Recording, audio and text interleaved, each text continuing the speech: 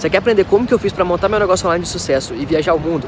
Então clica no link na descrição desse vídeo que eu vou te ensinar. Taticamente, porque era muito difícil de reverter, ele também abateu o Grêmio. E eu acho que esse abatimento, ele está expresso em dois jogadores, quando o Jeromel e o Kahneman. O Kahneman é aquele jogador que se tem um tsunami, ele nada contra a correnteza e passa a correnteza, sempre, independentemente do que acontecer. E a gente via esses dois jogadores, que são emblemas assim, do Grêmio, abatidos em campo. E aí isso acabou se transferindo para os jogadores, e eu acho que o 5-0, ele se explica por o Grêmio ser batido tecnicamente e o abatimento emocional. Agora, a derrota, é preciso dizer que era previsível, é só ver os dois jogos, não é nenhum absurdo, era até bem razoável o Flamengo vencer o jogo pelo que a gente já viu na Arena. Eu até escrevi aqui na minha coluna na 0 Hora, eu estava comentando o jogo na Rádio Gaúcha daqui, e chegou uma hora lá que me deu uma impressão de Brasil e Alemanha. O título da minha coluna é Gol da Alemanha, inclusive, porque ali por 30 do segundo tempo estava 5-0, parecia que era um cenário daquele que a gente viu lá no Mineirão. E o Grêmio se abateu completamente, o vestiário, assim, respostas desencontradas, o Grêmio ainda não entendeu direito o que aconteceu. O Renato, declarações desconexas do jogo, o Maicon um pouco irritado, alguns jogadores não falaram. Enfim, o Grêmio está digerindo ainda a pancada desse 5-0. Foi a maior derrota na história do Grêmio em Libertadores, para a gente dimensionar o que representou. E o Grêmio tem 19 participações em Libertadores, né? Então é uma derrota muito forte para o Grêmio, que agora vai ter que juntar os cacos e ir atrás do Campeonato Brasileiro, que é o que restou.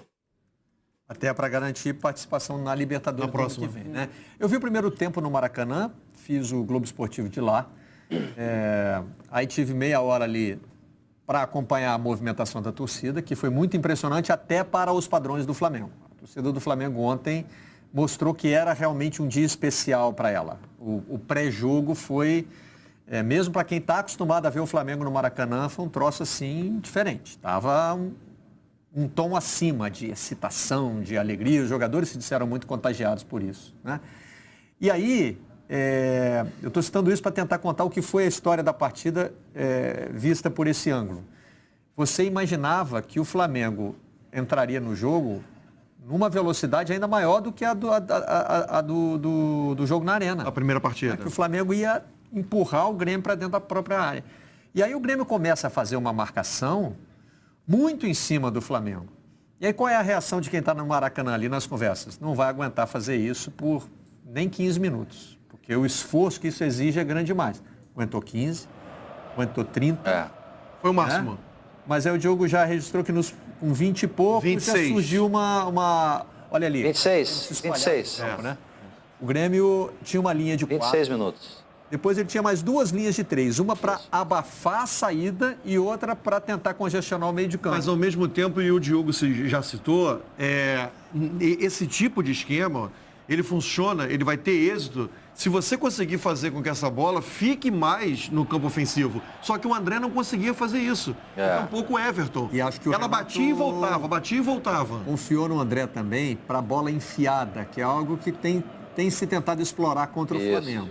Uma bola mais longa enfiada entre os zagueiros ou entre o zagueiro e o lateral. O André não conseguiu receber nenhuma posição legal. Então, desculpa, não era o André a melhor opção. O que recebeu impedido, né, Diogo? Não era o André. A gente até fez a referência aqui, a alternativa mais interessante seria o que o Grêmio treinou, inclusive. É o PP, que foi a alternativa do segundo tempo. O Renato acabou fazendo as trocas depois que não dava mais tempo, porque o Grêmio tomou um gol muito cedo no segundo tempo. Mas a ideia do PP talvez fosse mais adequada, porque daí ele revezaria ali com o Everton, tentando sempre colocar um jogador entre o Rodrigo Caio e o Pablo Mari. Mais velocidade, porque a ideia do Grêmio era de reação, era de contra-ataque, né? Talvez essa tentasse ser uma ideia mais forte. Mas o Grêmio, nesses 30 minutos aí, eu contei 26, porque o 26 foi o momento em que o Bruno Henrique, num passe incrível, é um erro de passe do Michel, ele é desarmado, o Everton Ribeiro dá no Rafinha dá um passe pro Bruno Henrique, ele de peixinho, finaliza rente à trave. Ali começou finalizações em sequência do Flamengo, até então isso não acontecia. Então até os 26 a estratégia funcionou.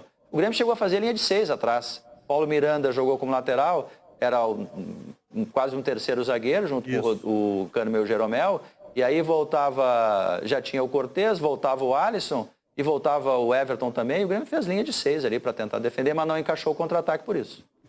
O último lance que a gente mostrou poderia ter mudado o psicológico da partida. Não sei se mudaria a partida toda, mas era um momento em que a torcida do Flamengo já tinha diminuído o volume. Deu até para ouvir a torcida do Grêmio. Sabe aquele momento em que troca, que você consegue ouvir o visitante? Aí a torcida do Flamengo percebeu e começou a gritar de novo. Subiu de novo o tom. Né? E aí eu tive que ir para casa no intervalo, por questões de logística, e vi outro jogo. Aí foi uma coisa impressionante. O segundo tempo é o que torna o jogo o que ele é expresso em números. Né? Você vai olhar os números da partida, você pensa assim, caramba, o Flamengo massacrou o Grêmio por 90 minutos. Não foi por 90. Né? Os primeiros 25 minutos do Grêmio foram de igualdade e os primeiros 25 minutos do segundo tempo transformaram o jogo numa goleada. Né? Você vê que a posse de bola final do Flamengo, ela não é nem tão maior assim. Sim, por causa dos 25 minutos iniciais. E também porque o Flamengo reduziu o ritmo nos 20 minutos, claro, o jogo já resolvido. Né? A gente até vai mostrar essa mudança. Né? Agora, número de finalizações, de chances reais, de passes certos, até de desarmes. É isso que eu ia falar. Chama a atenção os desarmes, porque a estratégia do Grêmio era essa marcação alta para tentar evitar a saída de bola e a construção de jogada do Flamengo. E quem desarmou mais foi o Flamengo. O lance do primeiro gol é muito isso, né? O lance do primeiro gol, a bola tá com o Grêmio. Exato. E aí a roubada, o Flamengo abafa. Esse número aí já é o consolidado, né? A posse de bola fica igualzinha se a gente juntar os 180 minutos, né? O jogo de Porto Alegre e o jogo do Rio. Mas olha a discrepância no número de passes certos, por exemplo. Né? Muito grande. Tem muito mais finalizações, muito mais chances reais. O Flamengo fez 10 gols nos 2 jogos. Isso, para valer, né? 4 deles foram, 4 foram anulados. O de ontem, sem dúvida nenhuma, né? E acho que a falta do Gabigol também não dá. Os outros foram ali na linha do VAR. Na linha do VAR. Mas eu só estou destacando essas 10 bolas que entraram, não pela validade delas, mas assim, porque elas são mais um reflexo da capacidade de criação que o Flamengo apresentou nos 2 jogos. Demais. E tem os gols do VAR, né? Em Porto Alegre os gols tiveram uso do VAR e ontem teve um gol anulado, mas muito fácil de marcar. Sim, claro, muito fácil. Muito fácil. Isso não deixa dúvida. Eu não estou querendo questionar a legalidade de nenhum desses gols, não. Só estou querendo dizer que o Flamengo criou tantas chances, né? Que elas se refletem até em gols anulados. Gols marcados, gols anulados, chances perdidas.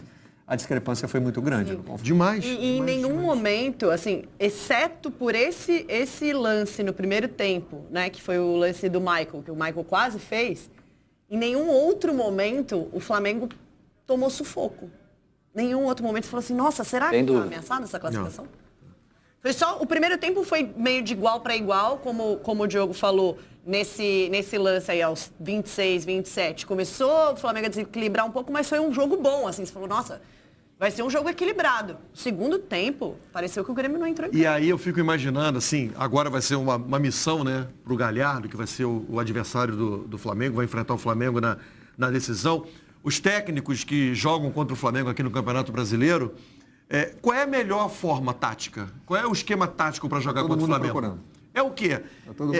Faz a marcação alta para não deixar o Flamengo desde lá, e aí você abre espaço aqui, se fecha, e aí tem aquela imagem emblemática do jogo contra o Atlético Mineiro, em que o Flamengo está com a bola dentro da área do Galo e os 11 jogadores do Atlético estão dentro da grande área. Então, assim, qual é a forma ideal de você jogar hoje contra o Flamengo? É difícil de saber. Quem chegou mais perto disso não conseguiu fazer gol. Santos e São Paulo. Santos e São Paulo. O Santos levou um gol no talento individual do Gabigol e o São Paulo conseguiu segurar o 0-0, né? Mas quem conseguiu... O Grêmio conseguiu equilibrar o jogo em Porto Alegre no segundo tempo e foi curioso porque esse jogo de ontem evocou 2 entrevistas anteriores, uma delas do Renato, fazendo uma promessa que ele acabou não conseguindo cumprir. Eles têm sim essa vantagem, começa o jogo, o Flamengo está classificado com 0-0. Agora o Grêmio não vai jogar tão mal, principalmente no primeiro tempo, lá no Maracanã, do jeito que nós jogamos aqui. Não conseguiu cumprir essa promessa. Não. Porque o Grêmio, em 25 minutos do segundo tempo, jogou muito mal. Nossa. Sim. E isso sem tirar o que foi a atuação espetacular do Flamengo. Uma pequena diferença que eu vejo, Marcelo. Como disse o Diogo, os primeiros 25 minutos do Grêmio ontem foram melhores bem melhores do que o Grêmio no primeiro jogo. Foi o máximo que o Grêmio conseguiu jogar. Então, de 180 minutos do confronto das duas partidas ontem... Teve os melhores e os piores. Eu não estou dizendo que o Grêmio foi superior ao Flamengo, não é isso. Foi o melhor do Grêmio no confronto, porque nos outros o Flamengo foi melhor. Não, e nesse caso, assim, pela estratégia que o Renato teve ontem, justamente de congestionar esse meio-campo para tentar impedir a construção de jogada do Flamengo, faltou para o Grêmio alguém que soubesse armar esse time, alguém que conseguisse enfiar essa bola. Porque quando ficava com a bola, não tinha um lance bom de ataque, porque não tinha uma armação no time. Esse foi o grande problema. Não incomodou, Não né? incomodou, a não ser essa única jogada aí do primeiro tempo, que foi o cruzamento do Everton, acho que para o Maicon finalizar fraco. E aí, Jogada individual do Everton, né? Ele dá um drible bonito até dentro da área, rola a bola para dentro. E a intervenção do Felipe Luiz é decisiva. Sim, ele chega para... Eu ainda acho que quem tocou na bola mesmo foi o Felipe Luiz. Eu tenho dúvida até agora. Não tem não sei se a chapada do Maicon é meio com tornozelo e ela vai para o lado. Pode ser. Né? Mas claro que também ele não teve facilidade, né? Limpeza no lance, como a gente diz. E outra entrevista antiga que já viralizou, nós mostramos na abertura do programa de hoje, já até corrigimos aqui, foi no jogo contra o Atlético Paranaense. Contra o Atlético Paranaense, e não contra o São Paulo. O Jorge Jesus parecia estar descrevendo o que foi o placar do jogo de ontem. Um é casual. 2 pode ser, aconteceu. 5. E como a entonação dele ao dizer ficou, né? Ficou diferente. Isso é material de internet puro, já vem, tá sem pronto. Dúvida, né? Sem dúvida, é só viralizar. Eu ouvi isso numa rádio durante o jogo de ontem. Alguém já imitando isso. Bacana. Numa transmissão de rádio. Bacana. Eu estava no táxi, não vou lembrar qual foi agora, mas enfim. Material pronto para viralizar na internet, né?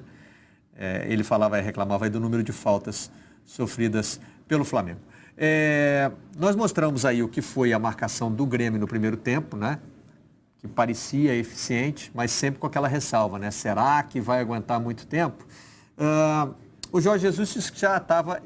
Agora nós vamos começar a trazer as entrevistas de ontem mesmo, né? Sobre o jogo de ontem. O Jorge Jesus deu a entender que já estava preparado para isso. A equipa do Grêmio entrou bem no jogo, né?